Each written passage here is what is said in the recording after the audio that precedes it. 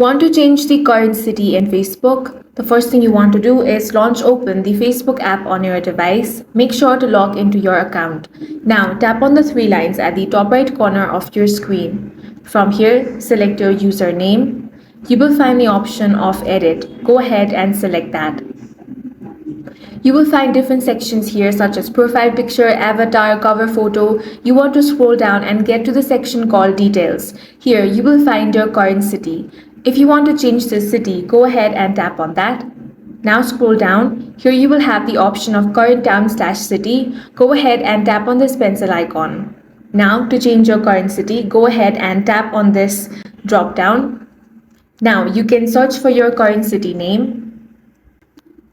Once you have found it, go ahead and select that. Now tap on the save option.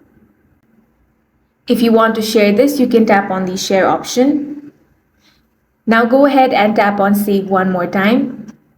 After that, as you can see, your current city has been successfully changed, and that's all for this video. If you found it useful, make sure to hit the like button and subscribe for more videos like this.